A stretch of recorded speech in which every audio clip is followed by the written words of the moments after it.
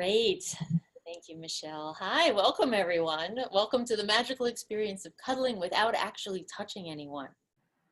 Not really, that's a joke. But let's start with a hug anyhow. So I invite you to wrap your arms around yourself right now, as tightly as you'd like, and just give yourself a real squeeze. Feels good, doesn't it? I like doing that. So welcome. This presentation is designed both for the public, anyone who's interested in learning about Cuddlist, as well as our own practitioners and trainees. For those engaged in this professionally, it's an example of how they can use their own voice to present what they do, just as I am using mine in this format to speak to you now. And whatever brought you here, thank you. I appreciate you being here. My name is Madelon Guinazzo.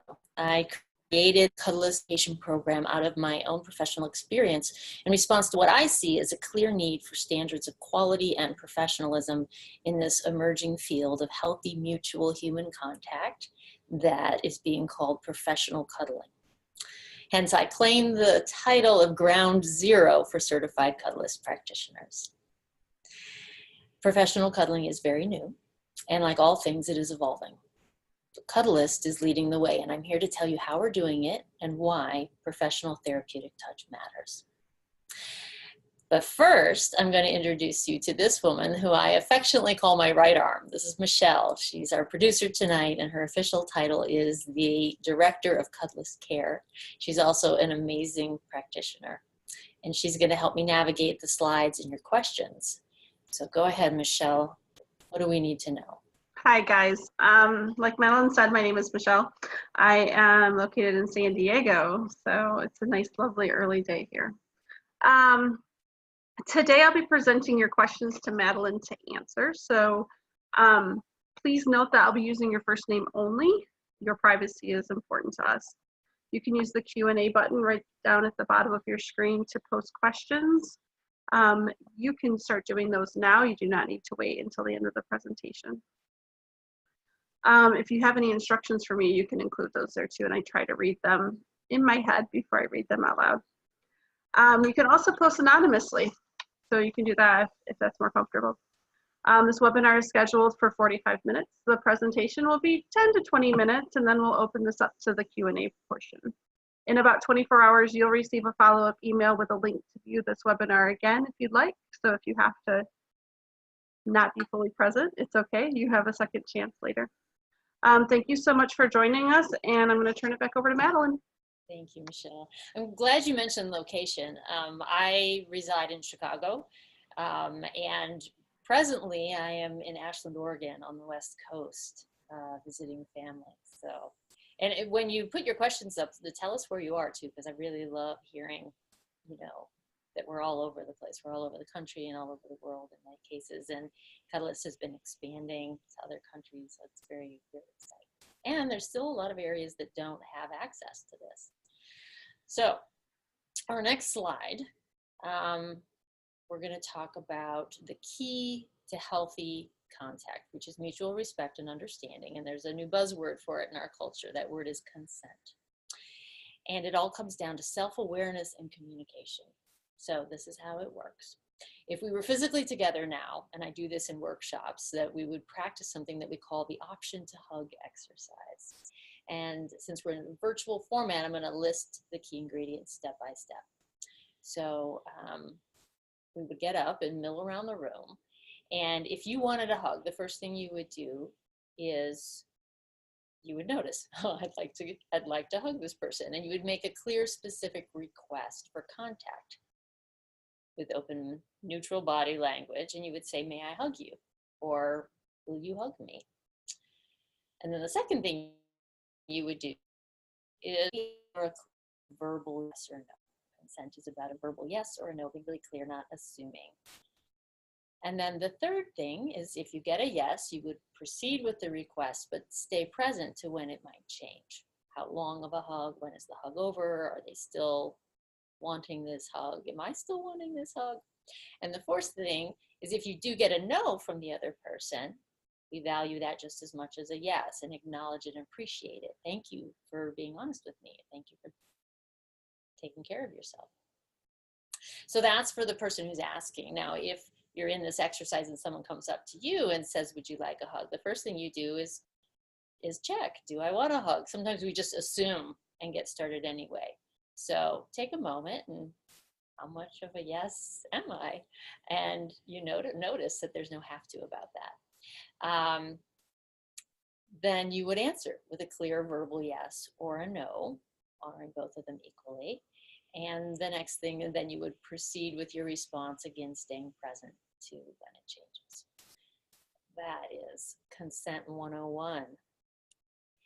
Our next slide, that's, consent is the how.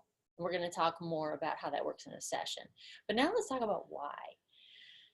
Why professional cuddling? And the fact of the matter is that all of us experience feelings of loneliness and stress or a deep sense of missing out at times. And what we're feeling may be a biochemical yearning for something that's missing in our lives. And that yearning can transform into contentment with the experience of healthy mutual contact and the connection that it fosters within ourselves and with others. This is a basic human need. We're social animals, and we need this, and when we don't get it, we feel it. Most of us become familiar with the experience of touch deprivation at some point in our lives, whether or not we can name this feeling. Skin hunger is another name for it. It's the deep longing or desire for physical contact with another person. And out of all of our senses, touch is the first sense that we acquire. It's how, as babies and toddlers, we connected to the world when it was brand new. And the largest organ in our body is our skin. And we've all experienced how even eye contact and a firm handshake can make a strong impact on us. And when we don't get this need met, which happens all too often in our increasingly technological world, we find ways to compensate. The less we need to touch, the less we touch. And when that happens, sometimes we turn to antidepressants. We might excessively use food or alcohol, smoking, pornography, overworking, just staying busy, social media. Basically, we engage in some form of compulsive behavior to check out or numb or distract us from this painful feeling. So Cuddlist is here to address and provide access to the basic human need of healthy touch when we need it. Cuddlist brings together those who need healthy touch, and that may be just about all of us at some point, with trained professional practitioners who are experienced, safe, well-versed in communication techniques, and they follow our code of conduct to set the conditions for a transformative, healthy session. By giving ongoing support to our practitioners, Cuddlist provides their clients access to touch in a safe way that was not previously available. A Cuddlist session is a complementary treatment that can greatly enhance the benefits of other therapies, including counseling. There's two things that distinguish Cuddlist sessions from other healing modalities. The first is we make a very explicit agreement to speak up if either the client or the practitioner is uncomfortable. Every session begins with a pact of trust. Our practitioners model this and they coach clients to hold to it throughout the session. The second is that Cuddlist practitioners empower clients in discovering and asking for what they want. This reminds them that they matter, that they can speak up, and that they can trust their voice, and that they can trust and learn to do that safely and respectfully. So we'll give you more details about each of these, but first let's talk about the science and how and why sessions benefit us. So when people give and receive touch under emotionally safe, connected conditions, the hormone oxytocin is released. Oxytocin reduces our stress, fear, and threat responses, leading to an increase in positive emotions, feeling of calm, connection to others. People with more healthy touch in their lives also have lower levels of the stress hormone cortisol in their bodies. Hugging and other forms of platonic touch have beneficial effects on the immune system, blood pressure, and they can alleviate symptoms of dementia. There have also been improvements in people with chronic pain. And whether that pain is related to cancer, fibromyalgia, arthritis, or other pain conditions, chronic pain patients benefit from therapeutic touch like cuddling, as it releases these feel-good hormones, and it works on the level of pain receptors in the nervous system, and it can even remap the body's pain response systems. The benefits of cuddling also extend to people with depression, anxiety, and PTSD by increasing feelings of well-being and calm. It helps regulate our nervous system. So there are some scientific studies. In the next slide, it says that research shows that by fulfilling our need for healthy human contact, we can build resilience to the stressors that we face every day. The therapeutic touch found in Cuddlist sessions has been shown to protect people against a number of illnesses and disorders. In one study, people who hugged more often were less likely to get sick than those who hugged less often. In another study, women who reported more frequently hugging someone had lower rates of heart disease and lower blood pressure. Elderly patients with dementia who received therapeutic touch for 6 weeks showed fewer signs of aggressiveness and stress. The patients also showed no continuing decline in emotional or intellectual functioning compared to a control group after 6 weeks. Okay, now let's look closer at how this works in a session. So first, it's essential to differentiate platonic, nurturing, consensual touch from touch in general. And let's face it, not all touch feels good or is wanted. That's essential. The practice of communicating to one's boundaries in a positive way and fostering an atmosphere of consent is at the core of each Cuddlist session. It's the first thing we have to do. This session creates a safe, professional container for specifically platonic touch. Cuddlist practitioners provide the experience of physical closeness without the complications or pressures of personal relationship, which can easily shift us out of genuine consent. This experience in a session is about being able to melt into the feeling of comfort and relaxation in the presence of another person who sees us as inherently good. The feeling is tremendously nurturing, affirming, and healing. Furthermore, both the client and the practitioner share only consensual touch. So consent is a skill that can be taught and practiced, and it has everything to do with boundaries and communication. So remember the option to hug exercise. This is why I start with that. Communicating clearly and directly creates safety, and this in turn allows feelings of tenderness and vulnerability to show up. And the combination is truly magical. Cuddlist practitioners focus on fostering communication, understanding boundaries, and practicing consent.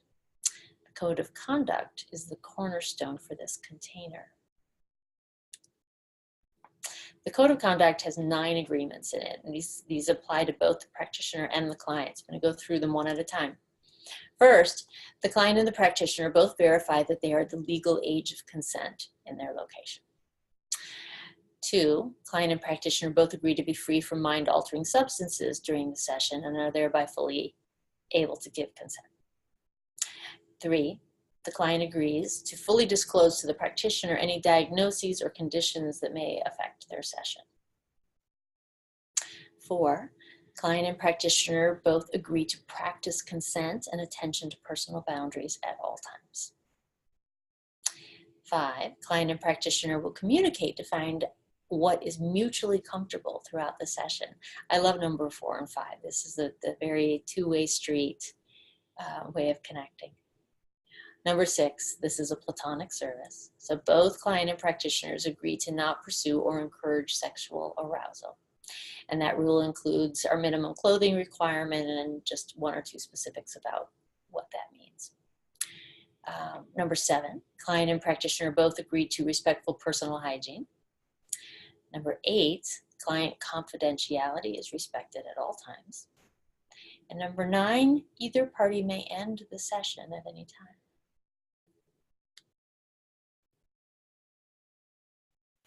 So the next slide, we're going to talk a little bit more about this trust agreement. That's the next level of our foundation, and this becomes at the beginning of every session. So here's the short version.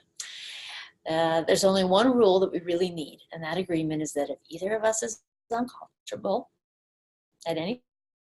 for any reason, we promise to speak up and say so, or adjust to make sure that we alleviate that. Can I trust you to do that? Great, you can trust me to do that too. And this is what it sounds like when I do that with a new client for the first time. I'll say to them, there's really only one basic agreement that we need to have between us to create a great session together. I promise you that if I am uncomfortable at any time during our session, for any reason with what is happening between us, that I will adjust to alleviate that discomfort. Whether it's physical, mental, or emotional discomfort, I will take care of myself.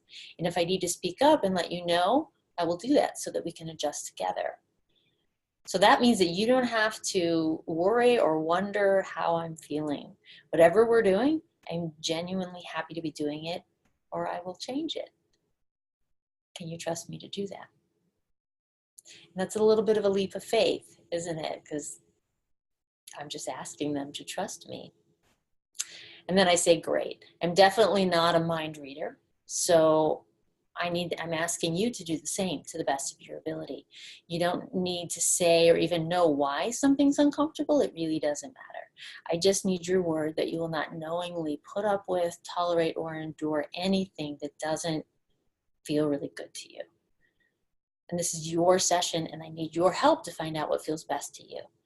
So can I trust you to speak up or adjust if something is uncomfortable? And then I wait for their response, and maybe we'll have a conversation or we'll see what comes up around that. But how often do you get that kind of encouragement from someone else to tell you if they aren't comfortable with something? And how much reassurance do you get from other people to say that, you know, I will take care of myself? Most of our social situations are about learning how to go along with what's happening and adjusting. And we kind of assume that other people are going to do that too. They're going to go along with something even if they don't like it. So we worry about it. So this is a place where, you know, everything that we're feeling is valid and important, and especially when it comes to touch. So we put up a lot of conscious attention and care into that. All right. The next thing we do is we ask our clients how they would like to begin, and we work with them to discover what feels best to them. There's no wrong way to cuddle within the code of conduct. And this is a co-created touch experience between the practitioner and the client. Sometimes they're touching, sometimes they're not touching. And we encourage the clients to identify and to ask for what they need and what they want. And this is a skill that supports them in the rest of their lives. So every session gets to be a discovery of the best way for these two people to connect within the framework of what the client wants, that the cuddlist is genuinely willing to do with ease. So that's the simple practice of consent. Holding to the trust agreement along with the cuddlist, keeping their awareness on the client while encouraging them to discover what feels good to them is what creates the benefits of each session.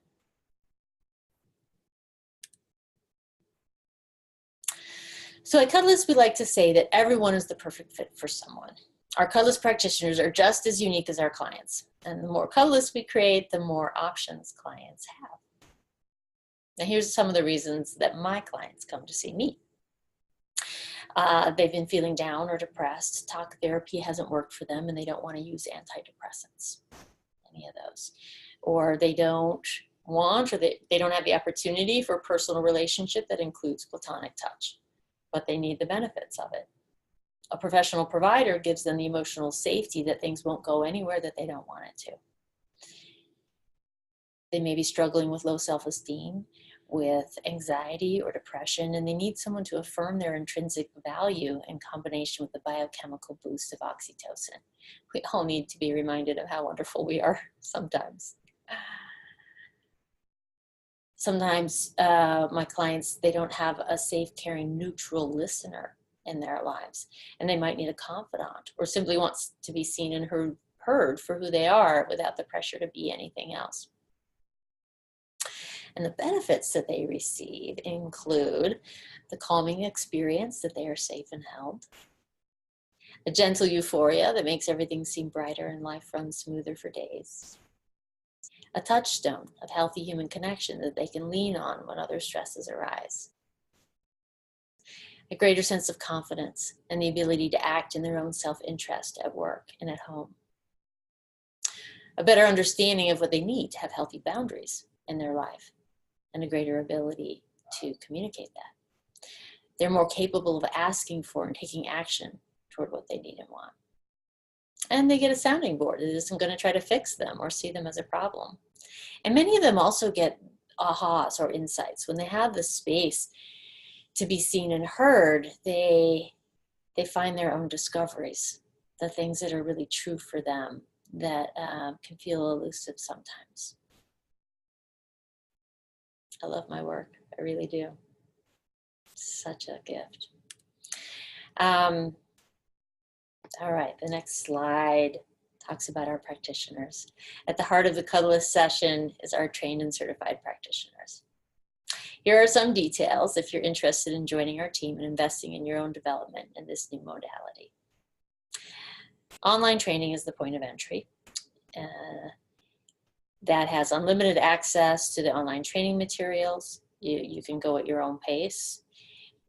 There's interactive exercises you're able to see and learn from all the other trainees and their responses.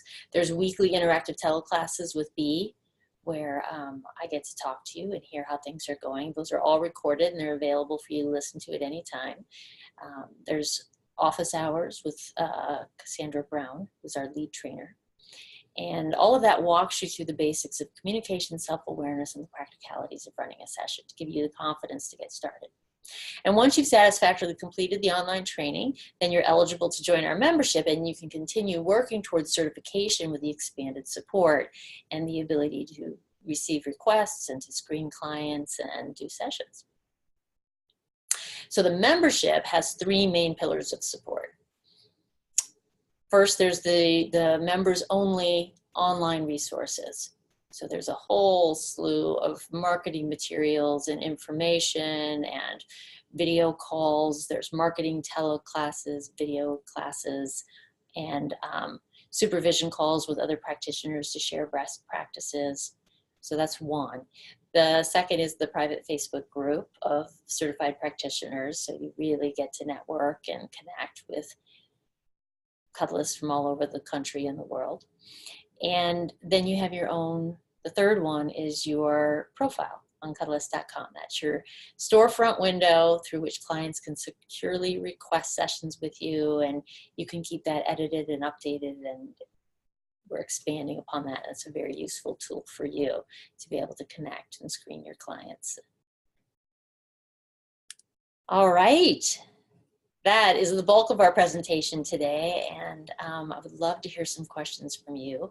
I think the first thing I want to let you know is that if you'd like to become a Cuddlist, you can go to Cuddlist.com and click on the Become a Cuddlist tab at the top of the page, and right there then you can enroll in the training, and it'll walk you through how to get onto the online training. If you want to be a client, which I highly recommend anybody, whether you're interested in doing the training or not, to treat yourself to a session, you would go to Cuddlist.com and click on Find a Cuddlist, and just find somebody in your area. There's a locator there, and look through the options, and then you click on Request a Session and answer the questions there. All right, Michelle, do we have any questions? I'm going to start with a few of our general questions that I get a lot and get some of those out of the way. The infamous one is, are you hiring in Albuquerque, New Mexico? I throw this one out a lot because I hear it a lot. And it's not city specific, but. Yeah, a lot of people ask, if we're hiring in their area. And there's two answers to that question. The first one is yes, wherever you are, we are interested in having you become part of our team. And we don't hire anybody. We want to be really clear about that the Cuddlists do not work for us. They work for themselves and they work for their clients. Really what we are is a training organization and a professional development organization. We're a network of professionals that share and support each other. Okay, question number 2, I get often. I know how to cuddle. Why do I have to take the training? Oh, I love that question. Yeah, we don't teach you how to cuddle, honestly. And to me, cuddling is a very innately human activity. My kids, when I do the cuddle party workshops, my kids would always be like, why can't it's an 18 and over event because it's about consent, right? And I'm like, you guys already know how to cuddle. We have to teach adults how to cuddle. But no, really. Yes, and I'm glad that you know how to cuddle. And we're always discovering new ways, you know, to be creative about cuddling. But really, as I went through in the training, it's about the awareness and being able to feel safe enough in our bodies to say when we're uncomfortable. And to do that in a really kind, loving, cooperative way, and encourage, you know, our clients to do the same, because that's when, you know, the natural feeling of closeness and care and connection arises in that space when we're all feeling safe and reassured. So I hope that answers that question. Michelle, do you want to add anything to that? I field this question a lot, so I will add one more thing. I think it's important that we're all on the same page.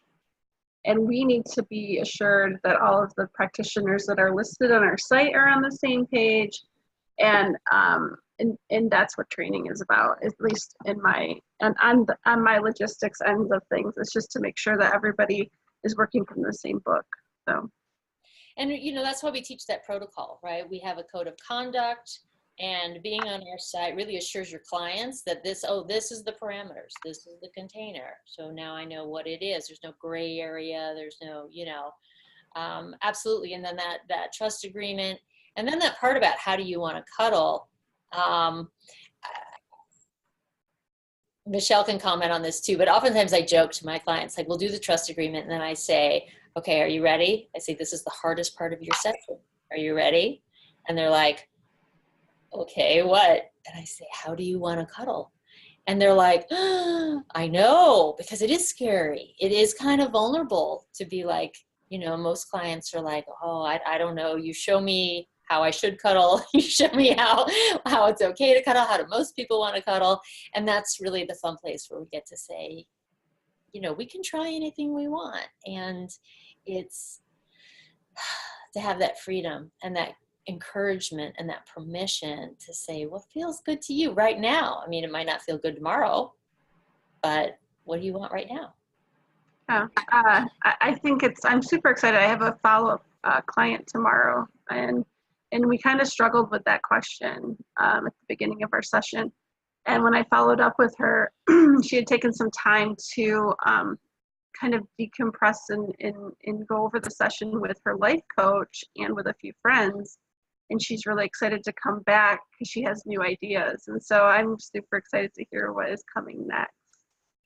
So, yay. And I'm going to go do a session as a client soon. I mean, I do try to regularly, but not as much as I should. But I know there's that place where when I get to that question, I put a lot of pressure on myself.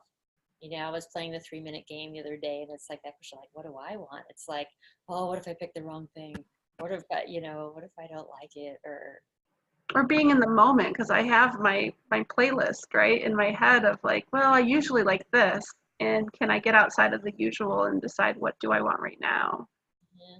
And that is such a life skill, because honestly, as you know, the first world, I think the biggest challenge that we have so much privilege, we have so much abundance, and being able to navigate that and choose peacefully with this sense of, you know, it's all okay, and to stay calm and open is a huge skill. And life is just getting faster, and, you know, with more and more options. So the more we can do that, the more it benefits our lives and the collective culture.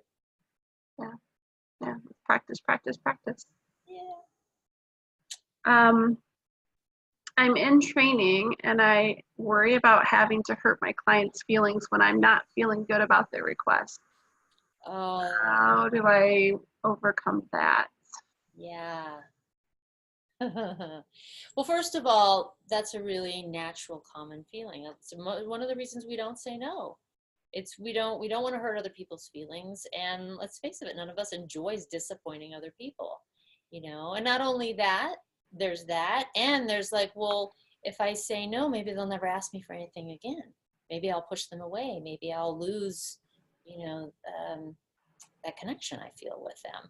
And so that's a very, very common thing, and it becomes an obstacle. So part of getting over that is just having the experience enough that just practicing, you know. And that option to hug exercise I talk about, you know, honoring the no as much as the yes, really appreciating when somebody says no to me.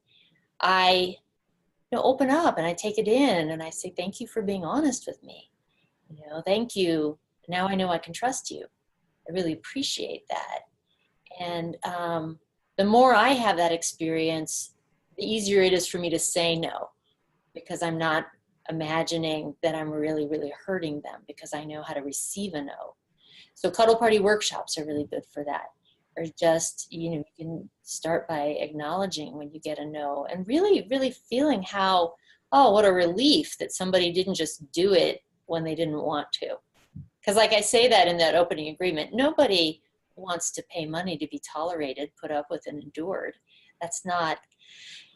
That doesn't give us the healing benefits of touch that are possible. It's when somebody's holding us who we really wants to be holding us, that it feels good. Yeah. So, the question is, and the more we interact with other people and get that encouragement and support, the easier it becomes. So just stay at it. Yeah, it's building a new muscle. And, it gets easier. And sometimes I like to explain to my clients that if I do have a no, because I let them know that I'm only going to do things I'm wholeheartedly a yes to, that if I do have a no, it's not that they asked for the wrong thing. It's just that, like, it's a gift. Like you say, it's like a gift that now that I'm not gonna be a yes to something I'm not really a yes to. That's it. Just that simple. And thank you for asking. Thank you for being honest with me and yourself. And what else can we try? And take that opportunity to build up your client in that moment.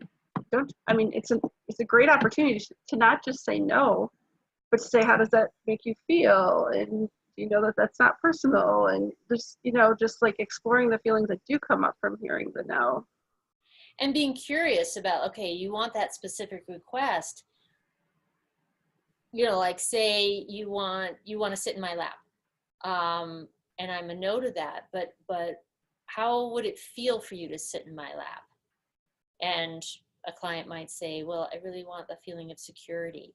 Like, great, I want to give you that. What else might give you that feeling of security that's going to work for me too? And then we can be, we're like team members working together to create the experience in a way that works for both of us.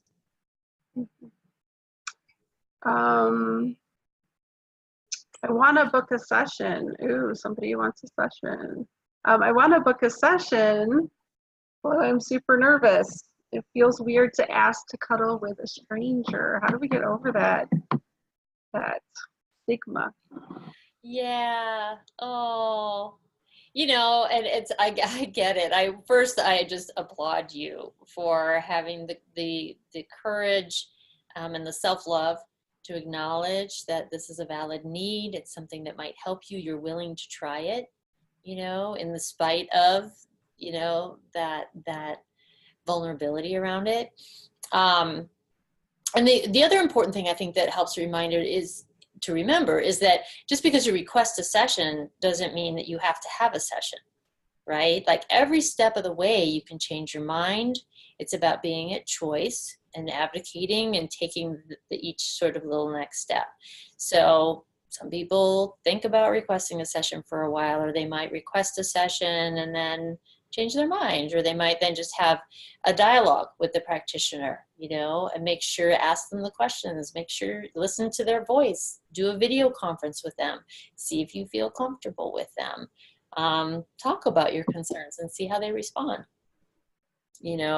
and you're not obligated to do anything. The last rule in the code of conduct is that the client or the practitioner can end the session at any time. Now, that doesn't happen very often, but the reason it's part of our code of conduct is it's really important that that you're not trapped there, that you're always at choice. So I think it's helpful to remember that and trust yourself, trust your instincts, whatever draws you to wanting to have a session. It's that little voice that's like, it's worth a shot. We don't grow or expand for ourselves. So. I would say most of my clients don't really know why they're coming.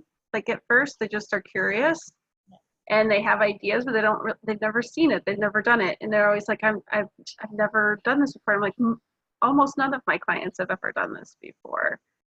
So it's gonna look different every time, and they don't know what they're looking for out of it, and then like my client tomorrow, they come back because they have a plan now that they can envision what is possible. And yeah. Yeah, it is. It's about having a new experience, and each session is different. And if you try one session, then you can reassess. Maybe you want to try a different practitioner, or, you know, a different session. Yeah, if you're lucky to live in a city with multiple practitioners, I would encourage my clients to spread the love, you know, like see where they fit well. Yeah, absolutely.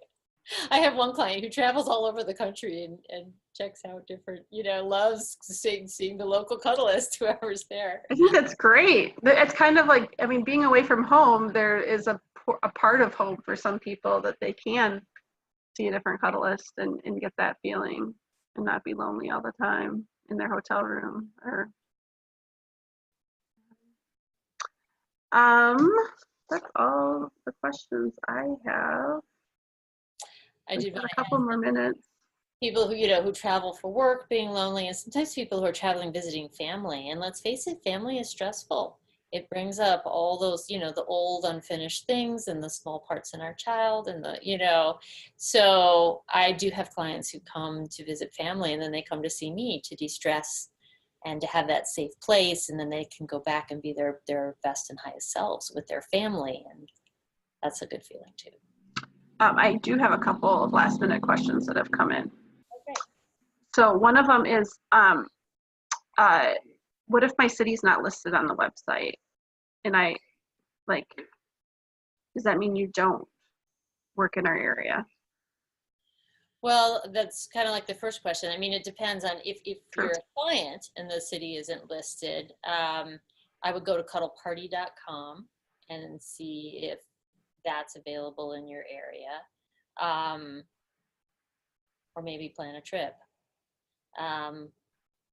If you want to, you know, if you're interested in the training and there's nobody listed in your area, please, that means we need somebody in your area. That means join the training, and be the first to pioneer this, you know, and bring it to your area. Yeah. Yeah. It could be anywhere. We're really working on global expansion too. So I have been getting a lot of requests for international cuddlists. It's like, we're trying. They're popping up. We have our first person in Australia, and she'll be back there soon. And we have somebody I know in the UK, and we've got Amsterdam now. I think just not on the site, but right. Yeah. Yeah. Training. And encourage people, you know, I mean, if you don't want to become a practitioner, but you can, you know, especially if you're listening to this webinar, you've got a discount code. Oh, right. There's going to be a discount code in your email. And if you know friends or people who may be life coaches or maybe massage therapists or maybe healers that would want to expand and you think they'd be good, encourage them. Mm-hmm. Absolutely. How long does it take to get through training? Oh, how fast can I get on the site? It really, if you are focused and depending on your experience, you know, you can take as long as you need or want with it, but you could do it within a day. I could say a week is manageable, easily. And then, like I said, then you can join the membership, you can start fielding requests, you can start seeing clients, you can start networking with other practitioners, you can use all the support and the marketing material that we have to keep learning and growing. You never stop learning and growing in this field. I am learning and growing so much every day. So yay, that's a good way to live life. And you know, it's about getting the ball rolling. So getting through that initial training, and it takes, there's no wrong way to do it. You're not going to disappoint, you know, anybody. If it takes you a year to get through that training, then that's what it takes you. Mm-hmm. Yeah. Yeah. All right, I think that's going to wrap it up. Do you have any last comments? No, just that I love working with you, Michelle. It's great. Cuddlists are wonderful people to work with, and thank you. Wherever you're at, I appreciate you watching this. So, hey, I love that I get to work remotely anywhere. Like, So nice. I would just want to say thanks for joining us. You can find us at Cuddlist.com. If you have any questions, please email me at Michelle@Cuddlist.com. I'm pretty attentive. I will get back to you in a day or so, maybe two. What's that? I said she's wonderful. I try really hard. I like to be wonderful, so I put in the extra effort. And that's going to wrap things up. Bye for now. Bye-bye, guys.